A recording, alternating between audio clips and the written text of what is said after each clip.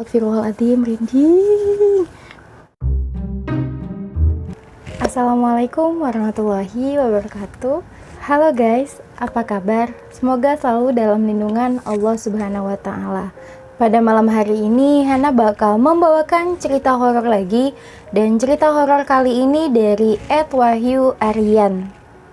Buat kalian yang mau membaca juga ceritanya, Hana bakal masukin linknya di deskripsi. Dan terima kasih banyak yang sudah mengklik video ini. Dan yang baru pertama kali ngeliat channel ini, hai, kenalin namaku Hana. Aku upload video tentang misteri. Dan buat teman-teman yang belum subscribe channel ini, jangan lupa subscribe channel ini agar channel ini semakin berkembang. Dan jangan lupa juga aktifkan notifikasinya agar kalian tidak ketinggalan pas aku upload video terbaru. Seperti biasa, sebelum kita masuk ke dalam ceritanya, kita berdoa dulu agar senantiasa selalu dalam lindungan Allah Subhanahu wa Ta'ala. Bismillahirrahmanirrahim.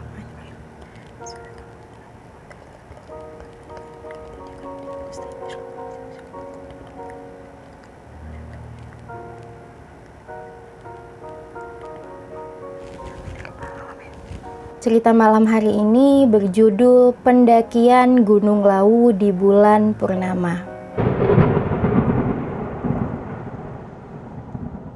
Juli 2020. Cerita ini berawal ketika saya memiliki keinginan merefleksikan pencapaian kelulusan saya di perkuliahan. Karena saat itu masih masa pandemi dan baru saja ada kebijakan new normal di pemerintah. Tentu saja belum banyak jalur pendakian gunung yang dibuka. Sempat bingung mencari jalur pendakian gunung mana yang dibuka. Hingga akhirnya saya mendapat kabar jika jalur pendakian Gunung Lawu via Candi Ceto dibuka. Tak berpikir lama, saya pun memutuskan Gunung Lawu via Candi Cetolah yang akan saya daki nanti. Oh iya, perkenalkan, nama saya Wahyu. Saya di sini penulis.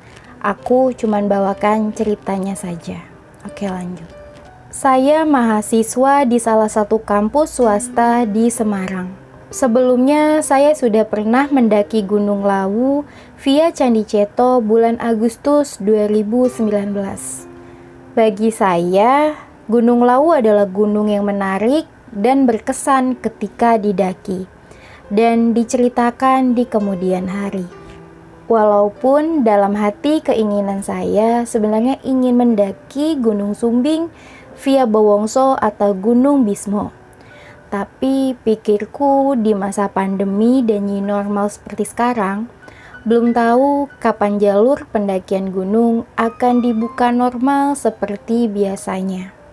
Tak lama setelah memutuskan Lawu sebagai tujuan, saya mengajak kawan yang bernama Aksal sebagai kawan mendaki saya.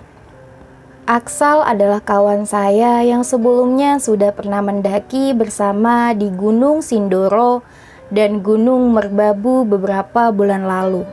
Hari H yang ditentukan tiba. Saya dan Aksal berangkat dari Semarang hari Jumat sore. Rencana kami akan transit dulu di Surakarta, mampir di kontrakan kawan saya di sana, dan berangkat menuju Candi Ceto Sabtu pagi-pagi lepas sholat subuh. Hari berganti. Tak lama selesai sholat subuh, kami langsung packing ulang karir. Peralatan dan logistik yang dibawa. Jam menunjukkan pukul 5.30.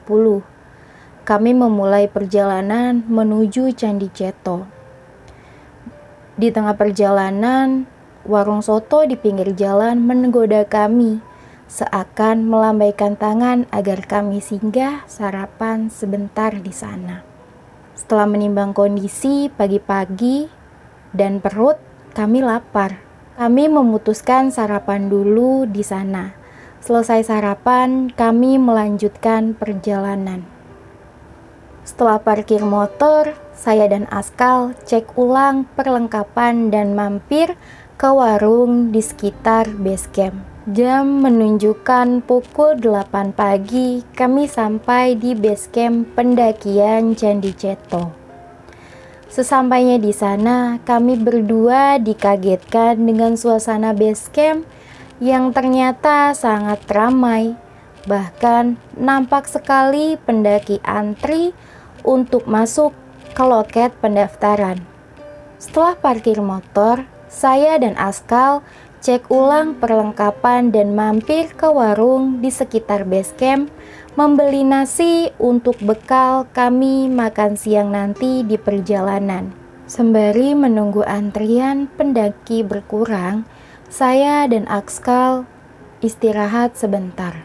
Antrian pendaki menuju loket pendaftaran tak terasa jam menunjukkan pukul 9.30 dan kami mulai berjalan menuju loket pendaftaran. Namun sialnya antrian pendaki masih banyak dan mengharuskan kami hanyut di dalam antrian itu. Jam 10 saya selesai mengurus simaksi dan dilanjutkan dengan briefing dari petugas base camp. Briefing ini dilakukan untuk membekali pendaki dalam melakukan pendakian di masa pandemi sekarang ini. Pantangan dan protokol pencegahan COVID-19 pun tak luput disampaikan petugas kepada pendaki. Pukul 10.30 kami mulai pendakian setelah briefing selesai. Jalur dari base camp menuju pos 1 berada di samping Candi Ceto dan masih didominasi dengan perkebunan warga. Nantinya pendaki juga akan melewati situs peninggian sejarah lain selain Candi Ceto, yakni Candi Ketek. Kondisi medan masih cukup landai dan belum begitu menanjak di awal pendakian ini. Jarak dari pos 1 dari base camp pendakian kurang lebih 1 jam perjalanan. Pukul 11.30 saya dan Aksal sampai di pos 1 Mbah Biranti. Ditandai gubuk kecil tempat istirahat dengan banyak pendaki di sana. Tanpa istirahat, kami langsung melanjutkan perjalanan menuju pos 2. Setelah pos 1, jalur mulai memasuki kawasan hutan yang didominasi oleh pohon damar. Trek sedikit lebih menanjak dari sebelumnya. Hampir masuk jam 13 siang, kami berdua tiba di pos 2 Brakseng. Kedatangan kami disambut banyaknya pendaki yang istirahat di sana. Kami berdua istirahat sebentar di pos 2 sembari minum dan makan roti yang kami beli sebelumnya. Kurang lebih 15 menit kami berdua istirahat, saya dan Aksal pun melanjutkan perjalanan menuju pos 3 dan akan break lama di sana. Pukul 14.30 kami berdua tiba di pos 3 Cemorodewo, ditandai dengan adanya mata air yang mengalir deras di sana. Tak membutuhkan waktu lama, kami berdua mencari tanah lapang dan membongkar karir untuk beristirahat, makan siang, dan sholat di sana. Kami berdua menghabiskan waktu lama di pos 3 sebelum akhirnya pukul 15.45 kami melanjutkan perjalanan menuju pos 4. Pendakian Gunung Lawu kayaknya terkenal banget gak sih? Banyak banget cerita, udah banyak banget pengalaman-pengalaman pendaki yang dialami di sana. Buat kalian yang suka mendaki gimana? Kalau aku belum, jadi aku gak tahu. Oke, lanjut. Jarak dari pos 3 ke pos 4 kurang lebih ditempuh waktu 1,5 jam tergantung kecepatan. Target kami bisa sampai pos 4 sebelum gelap atau malam. Karena berdasarkan informasi yang saya terima, pendaki dilarang camp atau bermalam di pos 4. Selain lokasi pos 4 yang sempit, konon di pos 4 ini angker dan banyak beredar cerita mistis pendaki ketika bermalam atau melewati pos keempat saat malam hari. Setelah dari pos 3, jalur didominasi dengan tanjakan terjal dan pohon pinus, hutan di kiri kanan. Senja datang mengintip. Di antara pohon di belakang kami menandakan jika sebentar lagi gelap. Tak lama berbarengan dengan senja, kami berdua berhenti istirahat sembari menikmati senja yang datang. Tiba-tiba datang burung jalak hitam atau masyarakat lokal sana menyebutkan jalak gading di depan kami. Konon, jalak gading adalah jelmaan dari penunggu Gunung Lawu. Ih, serem. Jalak gading juga dipercayai sebagai penunjuk jalan bagi para pendaki Gunung Lawu. Tiba-tiba Aksal berceloteh. Jare bapake koncoku sing omahe cedhak Lawu, nek jalak kowe teko tandane awak dhewe dijemput kondang mlaku meneh Mas. Wedine ana apa-apa. Kata bapaknya temanku yang rumahnya deket dengan Lawu, kalau jalak itu datang, tandanya kita itu dijemput, diminta cepat melanjutkan perjalanannya Mas. Khawatir ada apa-apa.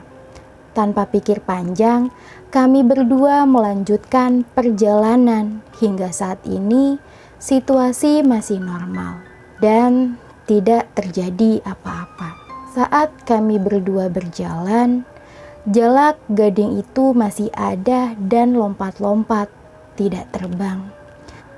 Ke arah depan, seakan-akan mengarahkan dan mengawal jalan kami berdua. Hingga tanpa sepengetahuan kami, jalak itu menghilang. Selesai azan maghrib, kami masih belum juga sampai di pos 4. Dari sini kejanggalan-kejanggalan mulai bermunculan. Dengan dibantu handle lamp, kami melanjutkan perjalanan hingga suatu ketika saya merasakan hal yang aneh di badan saya. Rasanya karir dan badan saya berat sekali. Badan saya jadi mudah lelah dan sedikit-sedikit berhenti. Karir saya terasa berat dan sebelumnya dan kaki saya berat ketika hendak melangkah. Baru berjalan berapa langkah, saya berhenti, jalan lagi, beberapa langkah berhenti lagi, dan begitu seterusnya. Saya mencoba berpikir positif dari apa yang saya rasakan. Kalau aku jadi Mas Wahyu, pasti aku udah netting aja ya. Karena aku jujur suka horor tapi penakut. Hingga akhirnya saya bicara kepada Aksal. Sal, perasaanku ra enak. Rasa-rasane awakku abot. Carirku juga abot. Padahal kan ra nggowo tenda ning carirmu. Sal, perasaanku gak enak. Rasa-rasanya berat dan karirku terasa berat timbang biasanya. Padahal gak ada tenda di carirku, tenda kan di carirmu, ucapku kepada Aksal. Ah, perasaanmu wae Mas. Ah, itu perasaanmu saja Mas. Saut Aksal dari perkataan saya. Kami tetap melanjutkan perjalanan dengan saya yang tetap dengan keadaan berat. Lama-lama kepala saya mulai pusing, jalan saya pelan sekali karena memang langkah terasa berat, ditambah pusing di kepala. Sehingga membuat saya tambah sering berhenti di jalur pendakian. Aksal yang melihat saya pun bingung karena dia tahu tak biasanya saya seperti ini. Tapi Aksal terus menyemangati. Perasaan saya merasa ada yang aneh. Gak biasanya badan saya seperti ini. Saya tahu persis bagaimana tenaga dan stamina yang saya punya. Pikirku dalam hati. Tiba-tiba saya ingat dengan video vlogger di YouTube yang pernah saya tonton tentang kemistisan jalur keempat. Ya Tuhan, pikiran saya semakin menjadi-jadi, tapi saya tetap berusaha berpikir positif dan mulai berdoa dan bersolawat di sepanjang jalur. Sampai suatu ketika, tiba-tiba saya mencium bau harum di jalur pendakian. Sontak saya berhenti dan mencari dari mana asal bau itu berada. Tapi saat saya cek dan perhatikan, di sekitar tidak ada apapun, sementara jarak saya dan Aksal dengan rombongan pendaki lain cukup jauh. Bau harum apa ini? Dalam hati. Tak saya hiraukan, begitu lama kami berdua tetap berjalan dan bau harum itu datang tidak hanya sekali. Entah Aksal juga mencium baunya atau tidak. Saya tetap berjalan hingga akhirnya terdengar dari kejauhan suara ramai pendaki. Ternyata di atas pos 4 Bengik, di sana kami berdua istirahat sebentar setelah susah payah berjalan dari pos 3. Saya tetap berdoa dan bersolawat agar badan saya kembali pulih dan normal kembali. Jam menunjukkan pukul 18.30. Saya dan Aksal mulai melanjutkan perjalanan menuju pos 5, Bulak Peperangan. Di atas dari balik pepohonan tampak bulan cahaya yang sangat terang. Aksal sempat mengira itu cahaya lampu dari pendaki. Tapi anggapannya salah, ternyata cahaya itu berasal dari bulan yang bercahaya yang sangat terang. Benar saja, ternyata malam ini adalah bulan purnama. Bahkan berjalan tanpa menggunakan handle lamp masih bisa terlihat.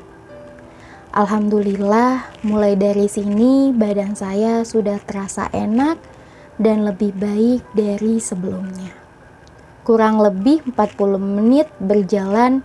Anehnya gantian Aksal yang badannya mudah lelah, padahal jalur pendakian menuju pos 5 banyak bonus datarnya. Kok saiki gantian kowe Sal, sitik-sitik kesel. Kok sekarang gantian kamu yang sering kelelahan Sal? Tanyaku ke Aksal. Gak ngerti juga mas. Rasanya kesel, jalure ra ono ujunge. Gak tahu juga mas, rasanya lelah dan ini jalur gak ada habisnya, jawab Aksal dari pertanyaanku. Melihat Aksal seperti itu, saya berpesan kepadanya agar selalu berdoa dan bersolawatan di sepanjang perjalanan. Kemudian saya dan Aksal tetap berjalan menuju perjalanan. Suara angin kencang terdengar jelas menemani perjalanan kami. Pertanda jika badai sedang terjadi. Untungnya jalur pendakian yang kami lalui masih di dalam hutan, jadi banyak pohon masih melindungi kami di terpaan angin. Tampak dari kejauhan kerlap-kerlip lampu tenda. Tandanya di depan banyak pendaki bermalam di sana. Benar saja, di sana adalah sabana pertama. Kayak ayam goreng, kayak nama ayam goreng. Angin masih bertiup sangat kencang dan di saat dingin ketika kami sampai di sana, sampai Aksal berhenti dan merebah dan mengatakan, "Aku wis ora kuat neh mas. Dewe camp neng kene yo. Aku sudah nggak kuat lagi mas. Kita camp di sini aja ya," tanya Aksal. "Gak Sal, lurus sitek meneh gak adoh. Neng kene badai angin banter." "Tidak Sal, masih lurus lagi tidak jauh. Kalau camp di sini badai angin sangat kencang," jawabku. Perjalanan 15 menit kami tiba tepat di tikunan terakhir sebelum pos 5 dan kami memutuskan mendirikan tenda di sana. Jam sudah hampir pukul 20.30. menunjukkan jika kami berdua berjalan hampir 2 jam dari pos keempat. Tanpa pikir panjang, kami mendirikan tenda dan langsung istirahat. Tanpa makan, kami berdua bersiap tidur karena memang kami sudah sangat kelelahan. Ditambah suhu udara yang sangat dingin. Agak lama tiduran karena saya belum bisa tidur. Tiba-tiba nafas saya berat dan suhu tenda berubah menjadi hangat. Saya ingin membangunkan Aksal, tapi waktu saya lihat, dia sudah tertidur dengan pulas. Cukup lama saya mengatur nafas dengan terus berdoa hingga saya tidur dengan sendirinya.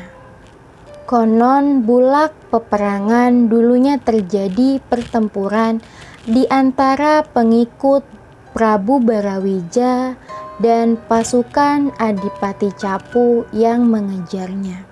Sehingga muncullah mitos jika orang Cepu dilarang mendaki Gunung Lawu karena Prabu Barawija mengeluarkan sumpah kepada Adipati Cepu. Sawijining ana anggone uwa Cepu utawi turunane Adipati Cepu pinarak sajroning Gunung Lawu bakale kenek nasib cilaka lan agawe bisa lunga ing Gunung Lawu.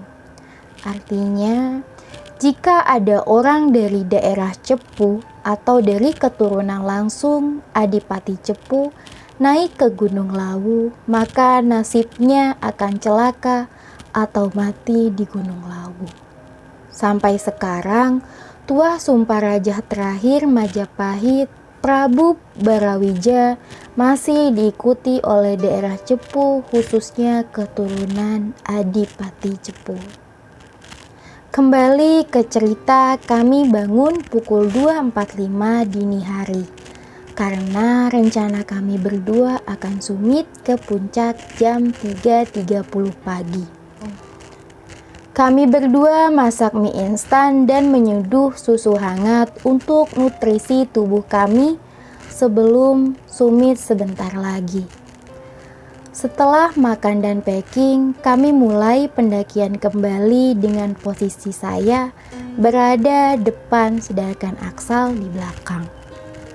Udara pagi itu sangat dingin sekali.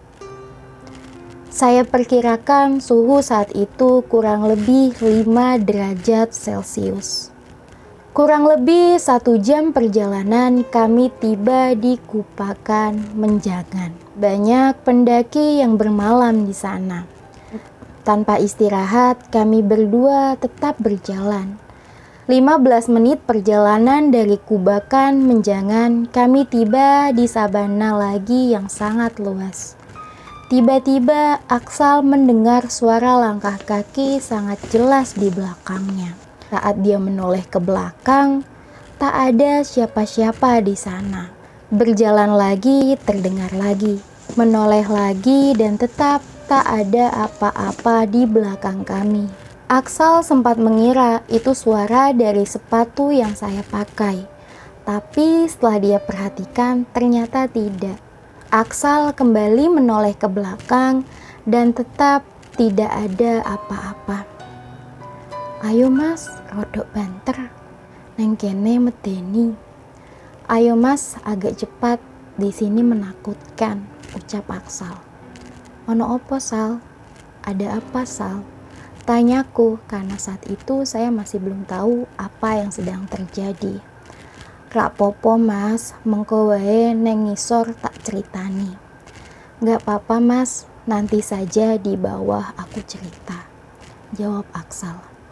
Waduh, ada apa lagi ini? Tanya dalam hati. Langkah kami percepat hingga tanpa sengaja saat saya menoleh ke sebelah kanan ke arah depan terlihat samar-samar ada sosok berwarna hitam. Dari kejauhan seperti seorang bapak-bapak setengah tua. Sontak saya kaget dan bertanya dalam hati, apalagi itu? Saya menoleh lagi dan masih ada lagi. Ya Tuhan, apalagi ini? Saya istighfar berkali-kali dan tetap membaca doa. Saya selalu menunduk di sepanjang jalan. Cahaya handle lamp selalu saya arahkan ke bawah. Sialnya jalur pendakian melewati tak jauh di depan sosok hitam itu. Hingga akhirnya langkah saya tiba-tiba di depan sosok itu. Jaraknya tidak jauh dan tidak dekat juga. Saya nggak berani melihatnya dan pandangan saya tetap ke bawah. Refleks saat itu saya mengucapkan salam sangat pelan. Assalamualaikum. Kula ijen badhe numpang lewat nggih. Kula kalih rancange kula mboten ganggu namung ajeng mendaki teng mriki. Assalamualaikum. Saya izin lewat. Saya dan teman saya tidak mengganggu. Kita hanya ingin mendaki di sini. Saya tetap berdoa dan bersolawat. Saya terus berjalan dan Aksal tetap di belakang saya yang entah dia melihat atau tidak kejadian barusan. Setelah melewati sosok itu, saya mempercepat langkah saya dan alhamdulillah tidak terjadi hal apa-apa. Jam menunjukkan 4.30, kami belum juga tiba di Pasar Dieng.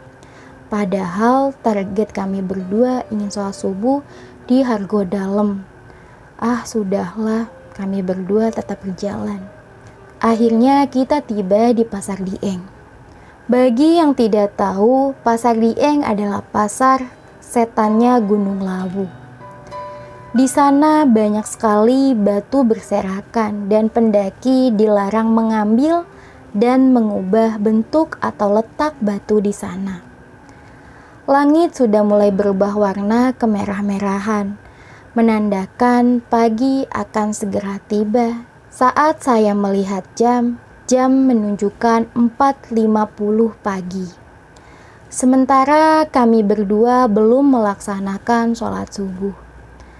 Dalam hati saya berpikir, jika kami sholat di Pasar Dieng, apakah aman dari yang menunggu di sini? Dengan memantapkan hati, bismillah kami berdoa berhenti tepat di dalam Pasar Dieng dan sholat subuh di sana. Alhamdulillah tidak terjadi apa-apa, tapi sangat terasa jelas hawa di kawasan Pasar Dieng sangat berbeda dari kawasan lainnya. Kurang dari pukul 5.30 kami tiba di Hargodalem, tempat di mana warung legendaris Mbok Yem berada. Di Hargodalem sudah banyak tenda dan pendaki yang bermalam di sana. Pendaki dari jalur Cemoro Sewu atau Cemoro Kandang yang bermalam di sana. Saya dan Aksal memutuskan berhenti sebentar di Hargodalem, sembari menikmati sunrise pagi hari yang sangat indah. Jam 5.45, kami berdua melanjutkan perjalanan ke puncak. Dari Hargodalem jarak sudah tidak jauh, tapi jalur yang dilewati berbatu dan lumayan terjal. Di sepanjang jalur Hargodalem ke puncak, banyaknya bunga Edelweiss tumbuh dan kami sempat juga bertemu lagi dengan jarak gading di sini. Tak lama pukul 6.30 kami berdua tiba di puncak Lawu Hargo Dumilah. Syukur, alhamdulillah terucap dari mulut saya dan Aksal. Kurang lebih 1 jam di puncak, kami berdua memutuskan turun dan sejenak singgah ke warung Mbok Yem. Banyak pendaki bilang kalau ke Lawu belum ke Mbok Yem itu belum dianggap ke Lawu. Entah sejak kapan dan karena apa kalimat itu tersebar ke banyak pendaki. Mungkin karena Mbok Yem adalah pelopor warung yang ada di sana. Mungkin di sana kami minum teh hangat dan makan makanan ringan. Tanpa terasa kami tidur hingga 1 jam lamanya. Selesai dari warung Mbok Yem, kami berdua turun ke tempat camp dan langsung packing persiapan turun. Jam menunjukkan pukul 13.40 dan kami mulai berjalan turun dari pos 5. Target kami sebelum gelap harus sampai base camp. Singkat cerita, tepat azan maghrib kami tiba di base camp tanpa menemui kejanggalan-kejanggalan lagi. Setelah di base camp, kami istirahat, bersih-bersih dan makan malam sebelum pulang ke Semarang lagi. Kurang lebih pukul 21, kami pulang dari base camp. Sebelum pulang, Aksal sempat ngobrol dengan bapak-bapak pemilik base camp. Katanya baru kali ini Candi Ceto ramai mas. Apalagi bulan purnama seperti ini, kok bisa ramai sekali. Tiba-tiba Aksal diam, lalu berpikir, pantas saja selama berjalan malam di pendakian hawanya berbeda. Tapi sudahlah, yang penting kami sudah turun dengan selamat. Alhamdulillah selesai juga perjalanan kali ini, pikirku dalam hati. Belum lebih dari 1 menit dan belum ada turun 100 meter, kami berjalan. Tiba-tiba rem motor Aksal blong dan tidak berfungsi. Sontak kami berdua kaget, campur takut karena memang posisi jalan masih turun. Di depan ada tikungan tajam dan turunan yang lebih curam serta jurang yang sangat dalam di kanan jalan tanpa ada pembatas jalannya. Refleks, sepatu yang kami pakai kami gunakan untuk ikut membantu agar motor ini berhenti. Tapi tetap saja motor tidak berhenti. "Piye iki Sal? Gimana ini Sal?" tanyaku ke Aksal. Saking ketakutannya, pikiran kami berdua sudah sampai kemana-mana. Kami berdua tidak ingin mati di sini. Saya belum menikah dan Aksal belum lulus kuliah, tapi Aksal tidak kehabisan akal. Dengan tiba-tiba saat jalanan sepi, tepat sebelum tikungan, dia putar balikan motor secepat mungkin. Namun naas, motor tidak belok dengan maksimal karena tertahan carir di baliknya. Sehingga kini kami berhadapan dengan jurang tepat di depan mata kami berdua. Ya Tuhanku, berikanlah kami keselamatan, doaku dalam hati. Dengan sekuat tenaga, kami menggunakan kaki kami berdua agar motor berhenti. Alhamdulillah, Maha Suci Allah, motor ini berhenti tepat di bibir jurang. Saya langsung turun dan Aksal menepikan motornya. Kami berdua duduk di tepi jalan dan menghela nafas panjang. Hampir saja nyawa kami berdua hilang. Ora biasa-biasane motorku ngene mas. Motorku ki sering tak nggolungo muncak dan iki mau kan posisine nembe banget melaku kok langsung blong. Gak biasa-biasanya motorku gini mas. Motorku sudah sering kupakai muncak dan ini tadi kan posisi baru saja turun banget tapi kok langsung blong, ucap Aksal. Saya juga heran kenapa bisa. Tak lama kami siram rem depan dan belakang motor. Anehnya tidak ada tanda-tanda panas. Ah sudahlah, yang penting kami berdua selamat. Kami berdua pun melanjutkan perjalanan pulang dengan tetap memperhatikan rem motor jika terjadi masalah lagi. Pukul 00.30 kami berdua tiba di Semarang, tempat kos Aksal, dan kami langsung tertidur pulas. Perjalanan kami akhirnya selesai. Tapi ternyata cerita kami berdua tidak berhenti di sini. Selang beberapa hari kejadian aneh menimpa Aksal. Aksal bercerita jika saat tidur dia ketindihan dan ingin bergerak sedikit pun tidak bisa, hingga akhirnya Aksal merasakan ada telapak tangan tepat di atas pipi bagian kiri. Dengan jelas ia melihat tangannya hitam dan berbulu. Saat Aksal hendak menoleh melihat apa yang ada di sampingnya, dia masih tidak bisa bergerak. Aksal ingin berteriak minta tolong, juga tidak bisa. Hingga akhirnya dia tertidur dengan sendirinya. Aksal melanjutkan cerita, saat tidur dia bermimpi.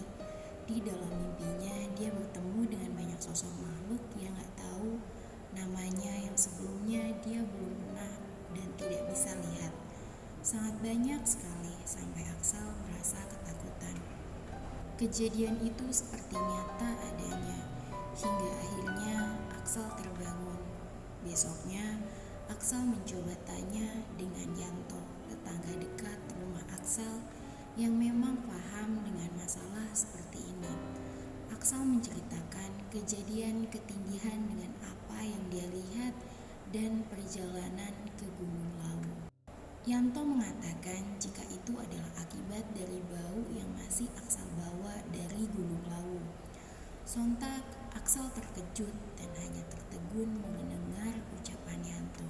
Beberapa hari setelah pendakian, saya sendiri tiba-tiba ingat jika selama pendakian jaket dan tenda yang saya bawa ketika mendaki gunung kemarin adalah berwarna hijau. Sementara sudah menjadi pantangan bagi para pendaki Gunung Lawu jika dilarang menggunakan pakaian atau peralatan yang berwarna hijau. Saya hanya diam saat mengingat itu. Betapa beraninya saya, pikirku dalam hati. Apa iya kejanggalan-kejanggalan selama pendakian diakibatkan jaket atau tenda berwarna hijau yang saya bawa? Wallahu a'lam. Yang penting, alhamdulillah kami berdua bisa kembali ke rumah masing-masing dengan selamat. Pelajaran yang bisa saya ambil dari perjalanan ini adalah tetap sopan ketika kita melakukan kegiatan di alam bebas. Mau bagaimanapun kita adalah tamu di sana. Hewan dan segala makhluk di sana adalah tuan rumahnya. Berlaku sopan adalah hal mutlak yang harus kita lakukan. Dan tetap ingat Allah Subhanahu wa Ta'ala dimanapun kita berada. Tetap di channel ini dan tunggu kisah selanjutnya. Assalamualaikum warahmatullahi wabarakatuh. Bye.